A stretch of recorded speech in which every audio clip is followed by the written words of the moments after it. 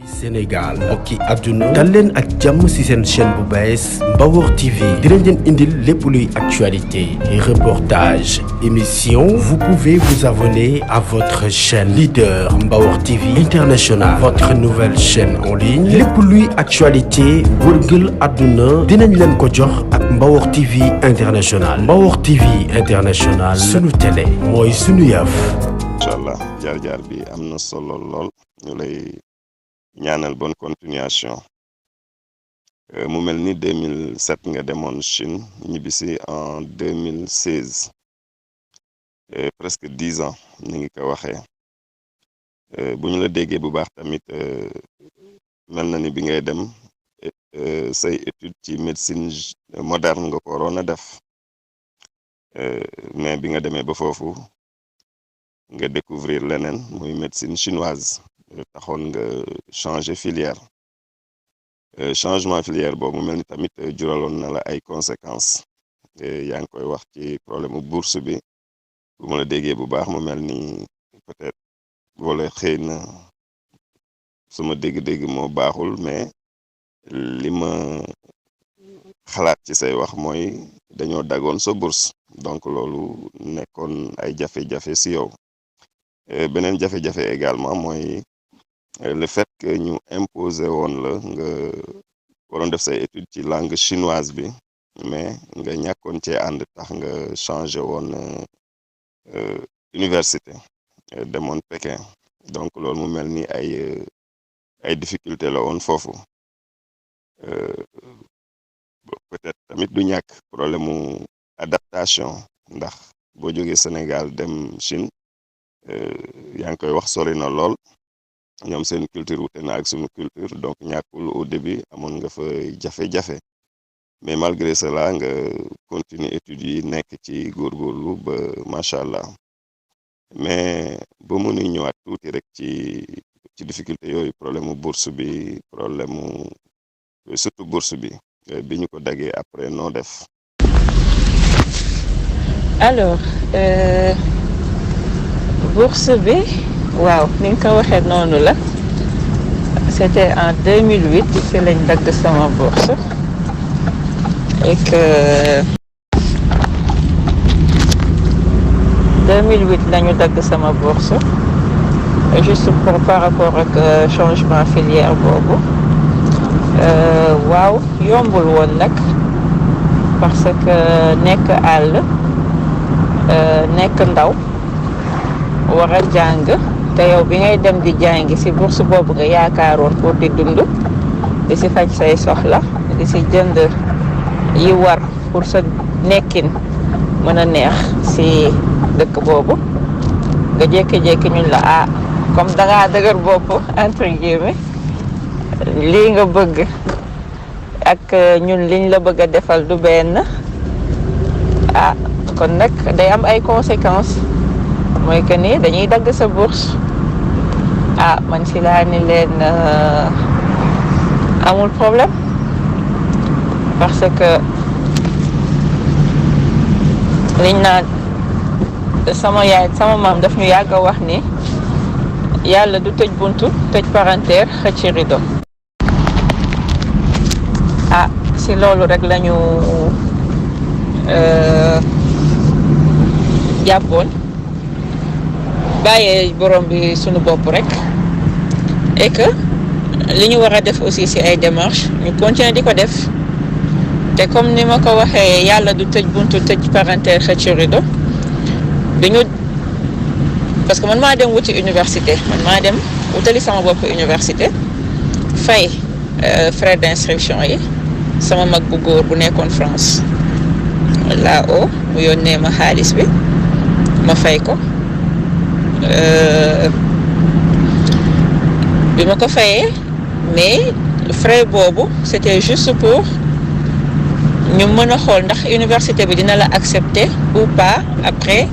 nga def seen test yi si lañ ma woo ma dem def test d'entrée si lañ ma aussi accepter ma daal di ñëw nag commencer jëlee samay bagages jilin parce que bi may ñëw première année bi au nord laa nekkuma woon sax Pékin j'étais à presque 7 heures de train de Pékin. Temps yooyu amul woon TGV, train lent lañ amoon. J'étais à 7 heures de train de Pékin nga xam ni da ngay yàgg ci yoon bi. Si laa jël samay bagage wutali université bi ma accepté biir Pékin.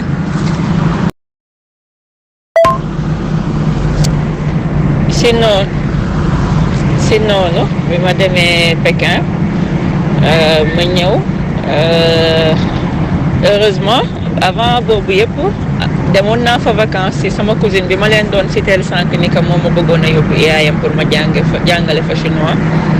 si moom laa daan dal mais période vacances la daan nekk te boo fa demee vacances université yi mën nañ bàyyi nit di héberger keneen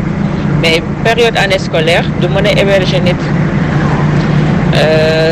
mu nekkoon aussi beneen problème si laa def demande pour am logement sama école déjà mën nañ ko tuddee am fit parce que maa ngi dugg université boo xam ni xamaguma luñ leen di faye ba pare am audace di leen laaj ñu jox ma fu ma dëkk mais yàlla bi dara tawul mu yombalal ma côté boobu ba nga xam ni dañ ma jox logement ñu ni ma logement yi de campus bi ngay jàngee desul logement mais am nañ beneen campus boo xam ni am na logement yu fa am di nga fa mën a dem nga dëkk fa te dinañ am ay bus yoo xam ni mooy assurer navette bi boo xëyee suba fajar war a jàngi bus bi dina la jël si bu ngoonee boo wàccee bus bi dina la yóbbu loolu tamit nekk facilité si ñun finalement ñu adopté loolu boobu ba après sax bi campus principal bi amee logement boo xam ne disponible la man j'avais préféré ma rester ci beneen campus bi parce que dem bi dikk bi voilà daf ma doon permettre ma sortir un peu de la routine universitaire yéeg wàcc et tout mooy loolu. si noonu ma commencé samay cours di jàng et que ñu def suñu premier semestre yàlla def ma nekk meilleur élève ci classe bi ba noonu taxul chinois yi transféré sama bourse ci école bi ma nekk et période boobu yëpp aussi ñu ngi doon def démarche entre direction des bourses chinoises ambassade Sénégal ak université bi ma jóge mais yëf yi daal dëgër ba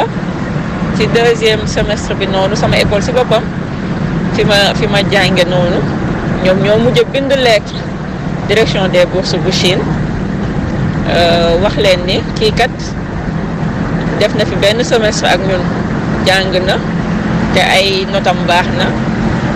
su ngeen ko joxul bourse wala bu ngeen transféré wul bourse am ñun dinañ obligé ñu may ko bourse mu toog jàng ci école bi.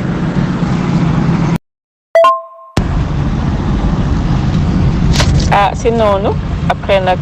si la CSC mooy China Scholarship Council mooy direction des bourses chinoises si lañu obligé ñu rétablir sama bourse si deuxième semestre bi mais comme école bi fayuñu ko woon premier semestre bi parce que école bi ma njëkkoon a nekk nanguwuñu woon transférer samay dossier moom foofu lañ fayoon xaalis bi te bu xasee du génnaat wala boog buy génnaat dina metti si lañ ni ma sa bourse de rétablir nañ ko mais à partir de semestre prochain mooy beneen année bi deuxième année bi si ngay commencer di mën a am sa allocation mensuelle di fayeeku weer bu dee di si mën dund ak yooyu man leen amul problème mën naa jàng rek et que voilà c'est ça l'essentiel mais aussi yàlla mi dara tawul période boobu yëpp wax dëgg yàlla aw ma benn coonoy àdduna si lu jëm si lekk naan lu jëm si transport wala am argent de poche wax dëgg yàlla samay mag doon nañ ma yónnee xaalis parce que bi ma ñëwee Chine ba mu am septembre octobre novembre si la sama papa wàññeeku. Sama nijaay aussi samay nijaay doon nañ ma yónnee xaalis ñu nekk ñu ma jàppale bu baax a baax a baax. Samay xarit aussi bàyyiwuñ ma benn yoon étudiants yi ma nekkaloon foofu ñoom ñëpp ñu xam sama condition ñoom ñëpp jàpp si ku si fayeeku sa bourse sax balaa ngay xalaat dara mooy lan laay jox si Mame Awa. te may profité aussi panel bi di leen remercier ñoom ñëpp ndax am na ñoo xam ne instant yi ñu ngi si dugg nañ si groupe bi ku si mel ne ñoom Mouhamed Gabriel Ndoye ak waa promotion ñoom ñëpp j'ai les larmes aux yeux parce que bu ma xalaatee rek metti woon na mais sant yàlla. ñoom ñëpp ku mel ne Boubacar Thiaw moom moo doon président association étudiants yi foofu plusieurs fois bàyyi na ay yitteem ànd ak man dem direction des bourses bu ñu demee ñu wax ak chinois yi mu faire passer sax comme un représentant de l'ambassade pour ñu jox ko cër pour voilà ñu décanter situation bi mais mu dëgër rek mais sant yàlla waa ambassade yi aussi diplomate ya fa nekkoon ñoom ñëpp wax dëgg yàlla ñu mel ne ñoom tonton Babacar Faye ñoom tonton Aliou Sall bu ma limee sax damay juum parce que autant qu'ils étaient ñoom ñëpp ku ci nekk def nga ma lu baax ci àdduna te duma ko mës a fàtte.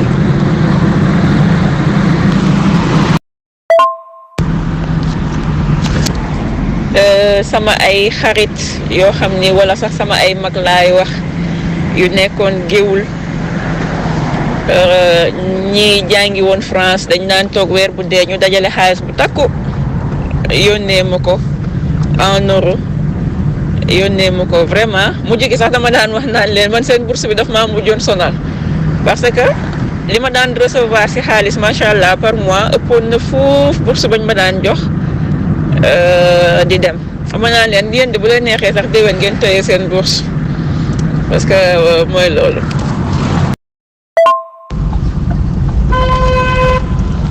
loolu yëpp aussi ñu koy sant yàlla bu baax ndax xëy na ay nattu la woon ay jaar-jaar la woon et ñu ko ciy sant bu baax et que voilà ay leçons de vie la woon jëlee nañ ci ay leçons yu bari que ni àdduna ak jaar-jaar ñoo ànd ak ay nattu ñoo ànd en gros problème mu bourse bi noonu la demee woon et que am na benn instant sax. Pour mënoon ñu décanter situation bi au niveau du Sénégal defoon naa benn lettre ma déposé ko ci yenn médias yi temps yooyu yaakaar naa ay Seneweb ñoo xewoon ay leeral ma defoon benn lettre SOS ñu def des titres boo xam ni ku ko gisoon da ngay foog ni maa nga Chine ci diggante dund ak dee parce que titre bi man si sama bopp sax bi ma ko liiree dama choqué ñu bind SOS une étudiante sénégalaise en désespoir en Chine bu ngeen tapé si Google bi xëy na di ngeen ko gis ay leeral après ay Vox Populi yaakaar naa ñu reprendre ko ay populaire journal Le Populaire ba bi ma ko bindee nag dama teel a prévenir sama yaay ba ni que loo gis suba rek man la bul tiit bul jaaxle. mais sama ñoom tonton yëguñu ko sama tonton comme à l'accoutumée chaque jour bu jënd journalam mu lire ko ci populaire bi rek mu tiit mu woo sama yaay et tout vraiment ñoom ñu ngi jaaxle foog ni man maa ngi ci problème mais c'était juste pour alléger parce que du nekkoon situation boo xam ne doon na mën a wéy ci xale buy jàng parce que aussi boo dee doomu góor la mënoo di tàllal sa loxo foo tollu ay góor di la yor et tout ça surtout loo xamul voilà si noonu daal pour faire gros en gros loolu la woon par rapport ak. waa docteur di la vraiment masawu ci coono yooyu nga xam ne passé na waaye lépp rek ci changement de filière bi indi woon ko. waaye mu mel ni sa famille say grand frère niñ ko waxee say nijaay say xarit say camarades étudiants ñëpp vraiment soutenir woon nañ la ba nga surmonter métit yooyu wala jafe-jafe yooyu macha allah ñu ngi koy sentir sax ci kàddu yi mu mel ni sax xol bi tooy na ci waaye effort yi sacrifice yi nga ci defoon tamit yëpp mu mel ni tey jur na résultat bu positif ndax macha allah fi nga tollu tey xam naa ñëpp ñi la soutenir oon période boobu am nañ fierté ak honneur ci le fait que ñu defoon ko ginnaaw loolu ñu bëgg a dugg léegi ci culture Chine mu mel ni da nga demoon ci dëkk boo xam ne wute na lool ak sunu dëkk bi di Sénégal lan mooy particularité Chine ak lan moo la fa gënoon a neex ci sa séjour wala ci période bi nga fa nekkoon. alors Chine nag booy xool c'est un autre monde parce que ñun 2007 bi ñuy dem Chine pour nga gis chinois bu mës a gis nit ku ñuul c'était très rare du coup foo génn rek daanaka da nga fay créer benn boucan boo xam ni dañ lay wër di la laaj foo dëkk fan nga jógee pourquoi yow nga ñuul ñoom ñu xees fépp nag 2008 daal ak Jeux olympiques ya fa amoon en 2008 moo taxoon ñu sax ji xam yéen que ni du Afrique rek la nit ku ñuul am parce que chinois dans sa tête pour moom avant parce que léegi loolu changé na mais avant 2008 dans sa tête pour moom nit ku ñuul Afrique rek la am. Alors pour la petite anecdote sax maa ngi cité sànq Gabi ànd na ak benn xaritam Kaloga moom keeku dafa xees Gabi ab ndooyeen la bëgg lekk lébu la dafa ñuul chinoise bi xool leen ba mu neex ko mu ni ko xam naa ne kii moom dafa yàgg Chine moo tax mu commencé xees comme chinois yi alors que kii dafa ñuul day soog a agsi xëy na bu fi defee nombre d'années yi fi kii def dina moom aussi transformé wu xees comme ñoom pour wane ni ñoom xamuñu woon lu bari si le reste du monde bu weesoo États-Unis la ñuy dégg si États-Unis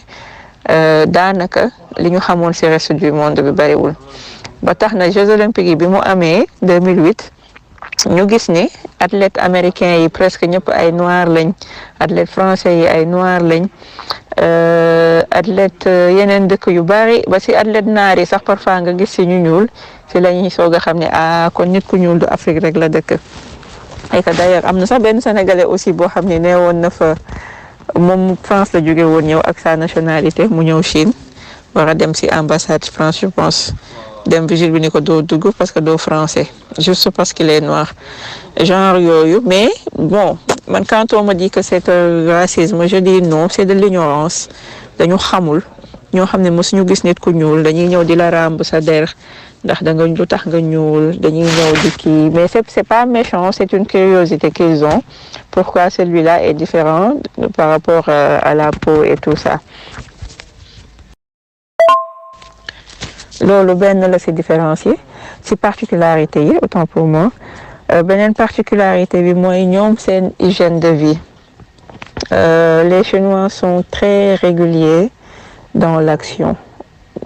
ils sont aussi très rigoureux seen hygiène de vie dañuy teel a yeewu dañuy teel a tëdd aussi seeni heure lekk par exemple bu dee école la réfectoire yi 6h30 tijjeeku na ba 8h presque avant 8h ñu tëj añ 11h45 ñëpp si la ñuy wàcc pour dem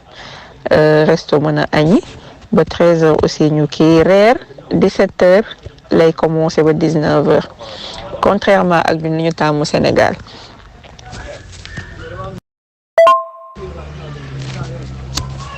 et que da ngay sentir benn njaxlaf si ñoom ci seeni action seeni nu mu tudd agissement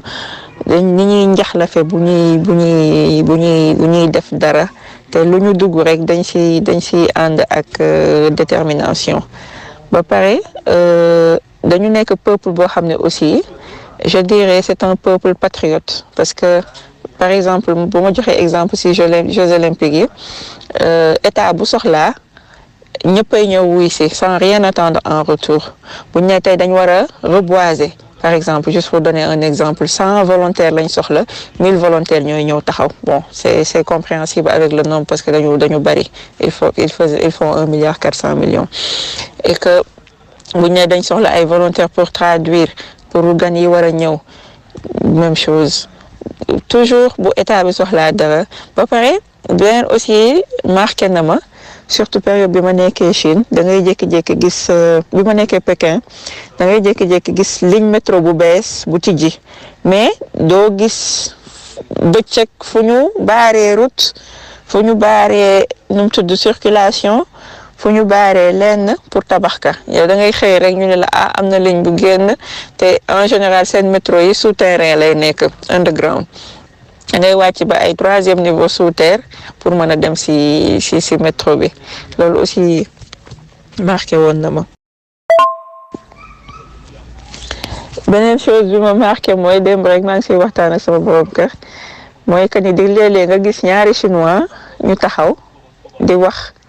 soit kenn ki di laaj pour ñu indiquer ko direction keneen ki ni ko je comprends ça va ce que tu dis comprendre ma leen parce que